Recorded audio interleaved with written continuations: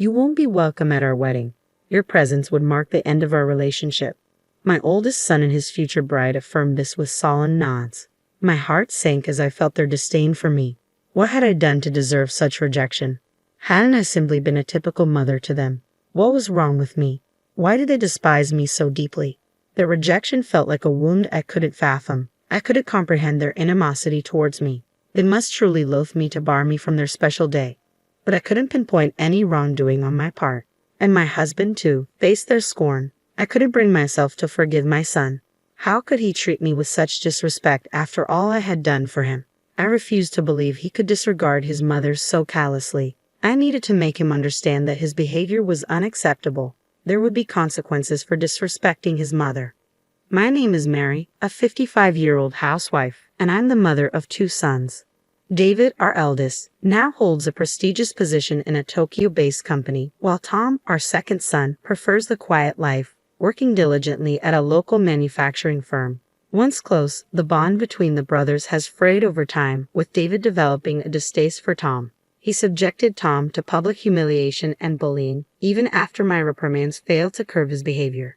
Recently, David announced his impending marriage to a colleague from his workplace. She expressed a desire to meet us, prompting me to arrange a dinner. I welcomed this opportunity, seeing it as a chance to bid David farewell. David's aversion to Tom was evident, and Tom himself remarked, "It's probably for the best." The day we had agreed to meet arrived. A reservation had been made in a secluded corner of an upscale restaurant. The unfamiliar surroundings left me a bit flustered, but upon entering, I found David and a robust-looking woman already seated. "Hey, Mom and Dad, you're running late," David quipped. "Apologies, we got a bit turned around. This place is new to us," I replied. "Try not to make a scene," David retorted, though his words stung. I brushed him off, accustomed to David's demeanor. As we settled into our seats, we enjoyed a sumptuous meal while listening to their conversation. David spoke glowingly of his fiancée, praising her attentiveness to his every word and her forward-thinking approach to their future. He painted her as a paragon of perfection, unlike us, his parents. His adoration for her was palpable, though she urged him to tone it down. It seemed David couldn't help but extol her virtues and his own accomplishments whenever he spoke. When I inquired about their meeting, David dismissed it, asserting, "You should see how amazing she is," sidestepping any mundane details. It felt as though he was overcompensating, striving to impress us with her virtues, making me distinctly uneasy. My husband shared my discomfort, and I silently thanked Providence for Tom's absence from the gathering. "I'll say this again and again, she's nothing like you guys. Please don't mistreat her once we're married. Show her some respect," David implored. "I don't need reminding. I wouldn't dream of it," I assured him. "We'll see. You've always favored Tom over me. With that history, I can't be sure you won't do anything to her," David countered. His accusation hit me hard. While we had been preoccupied with David's relentless bullying of Tom, David felt sidelined and unloved. Tom had endured David's torment since childhood, and as any parent would, we tried to alleviate his distress. When I pressed David for reasons, his response was simple: "Because I didn't like Tom." Unable to bridge the gap, the issue remained unresolved.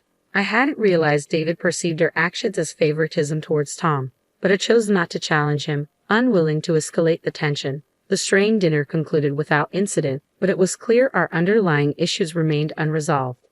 "Getting up there in age, aren't you?" David remarked casually. "No need to fret, we'll look after you too."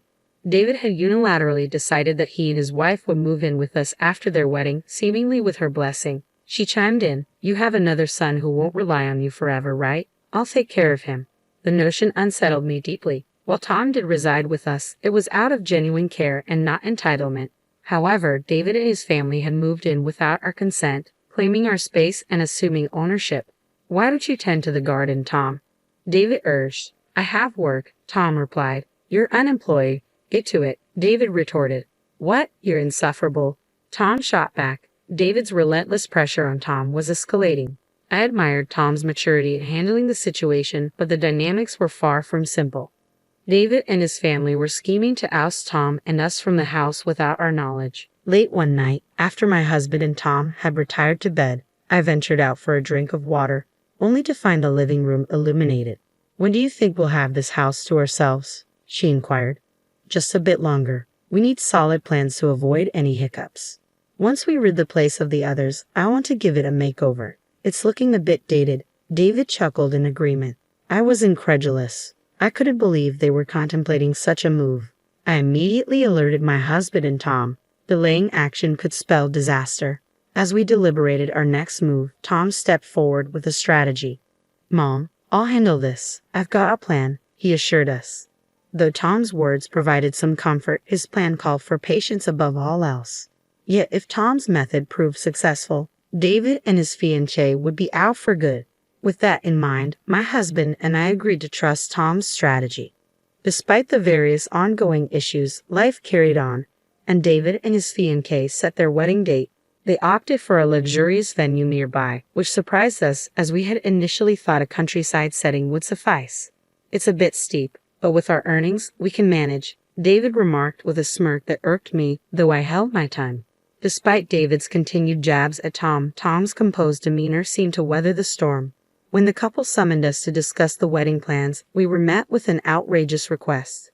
Please refrain from attending our wedding. It would jeopardize our relationship, they declared. I was dumbfounded by their words, but managed to compose myself enough to ask David, "Are you sure? Why the sudden change?" "I'm afraid of you both. I don't want you there," David insisted, feeding tears in response to my inquiry. "I'm warning you, our relationship will be over if you show up. Isn't that what you want anyway? Am I not your terrible son?" David pointed accusingly at Tom, leaving Tom speechless. My patience wore thin upon hearing his words. "That's enough, David. You've been tormenting Tom for far too long. Why are you behaving like this? Your siblings stop treating him so poorly," I interjected, addressing David's bullying. David and his wife turned their gaze towards me as I spoke. "You have no right to criticize me. You've been fooled by Tom's charades and coddled him. You've always favored him," David retorted. "Because you mistreat your younger brother," I countered. "Isn't that just an excuse? You couldn't resist Tom's charm because he's so adorable." "That's not fair," David snapped back. Despite my reassurances that I didn't favor Tom, David refused to listen. Why couldn't he see that his own actions led to this situation? Why wouldn't he even consider it? David is my son, and despite his behavior, I felt a maternal obligation towards him, but that sentiment was fading fast. At that moment, I made the difficult choice to disengage from my son. "Fine then, I will be attending the wedding," I declared, washing my hands of the matter. Tom and my husband exchanged wide-eyed glances, while David and his companions seemed content with my decision. "Are you sure about this? You'll regret it," I cautioned. "No, we won't regret it. The best weddings are those free from distractions," David confidently replied. Their cheers contrasted with the heaviness in our hearts. There was no point attending a wedding where we weren't welcome. Eventually, our family reached the decision to abstain from the ceremony. Without an invitation, we wouldn't have been able to enter anyway. David appeared content throughout, but little did they know the repercussions of their decision. It was almost comical to consider the strategy Tom had devised. The newlyweds managed to navigate the wedding without any hitches, but they continued to reside in our home.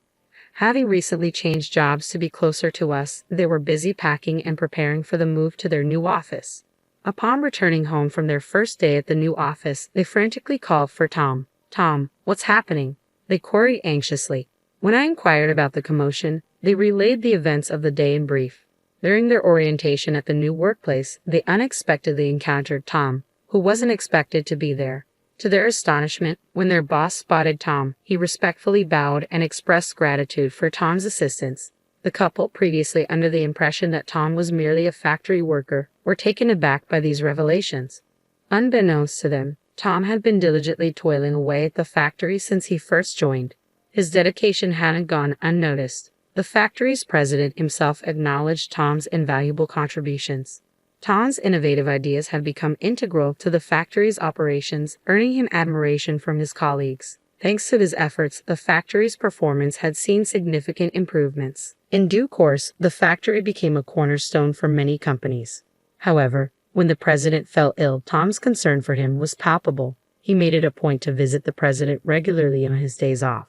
Witnessing Tom's unwavering dedication, the president saw fit to appoint him as his successor. Tom, feeling overwhelmed by the responsibility, initially declined, saying, "I'm not capable of such a role." Yet the president remained resolute. With the encouragement of his peers, Tom eventually assumed the presidency. Under his leadership, the factory's performance soared to even greater heights. Tom's amiable nature, coupled with the trust he garnered from his employees, as well as his astute leadership, earned him widespread admiration. Today, the factory is relied upon by companies across Japan, and Tom's name is recognized even by major corporations in Tokyo. On this particular day, Tom was visiting the company for a client meeting, nothing more. However, the couple, unaware of Tom's elevated status, felt unsettled by the deference shown to him. "You always find a way to deceive us," David accused, seizing Tom's arm. "If only you had been honest with us, we wouldn't have reacted this way. Why didn't you tell us?" David's wife dissolved into tears on the spot. Tom's nonchalant demeanor was almost ironic given the circumstances. "I reached the top through my own efforts, that's all there is to it, so why all the anger?" he remarked casually, his expression unfazed. David's ire seemed to intensify at Tom's composure, prompting him to raise his voice. "Don't you dare act indifferent towards me." Yet Tom remained composed as he addressed David. "There's something else I want you to hear. It might be the most important thing for you." Through some effort, we managed to calm David and his wife and coax them into taking a seat. Tom, having retrieved something from his room, returned and began to narrate the story. "Firstly, take a look at this," Tom announced, spreading several photographs across the table. They depicted David's wife alongside a man in elegant attire, unmistakably capturing scenes of her infidelity. David's reaction was immediate. He erupted into shouts while his wife trembled, unsure of how to respond. "She's soon to be my sister-in-law, so I did some digging beforehand, and this is what I found," Tom explained calmly, gesturing to the incriminating evidence. "With this much evidence, there's no denying the truth," he added, prompting David's wife to bow her head in remorse. "I'm sorry," she murmured, her voice filled with genuine regret. David, grappling with the shock of the situation, could only stare in disbelief. This is the consequence of not looking beyond the surface of a person. "Nobody is perfect," Tom remarked with a laugh, eliciting giggles from the rest of us. David, overcome with despair, sank to his knees, the room falling silent save for his wife's earnest apologies. Ultimately, David and his wife went their separate ways, their marriage dissolved by David's unforgiving stance on infidelity. When it came time for his ex-wife to pay alimony, she found herself in a state of panic, relying on her parents' financial support to meet her obligations. Yet even this wasn't enough to mend the deep wounds inflicted upon David. Overwhelmed by the shock of the divorce, David chose to resign from his job. Since then, he has retreated into seclusion, rarely emerging from his room except to grab a meal.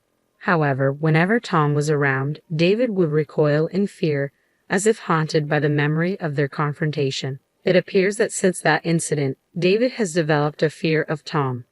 The family had deliberated extensively on what to do about David. Ultimately, they reached a unanimous decision to sever ties with him in the near future. It pained them to contemplate such a drastic step, but David's selfish behavior left them feeling unable to forgive him. Several months later, David was ousted from the household. In his final moments there, he pleaded for forgiveness, but by then, he no longer seemed like family to them, and his expulsion felt like a natural consequence. Meanwhile, the remaining 3 members of the family now enjoy a carefree existence without anyone hindering their peace. Though her husband has retired, they face no financial struggles, thanks to Tom's hard work. She harbors a deep desire to ensure Tom's happiness and security for as long as she lives. Tom is set to tie the knot soon with his longtime girlfriend, a colleague from their workplace. Their relationship has flourished over several years, and the prospect of her precious son's wedding fills her with anticipation and joy.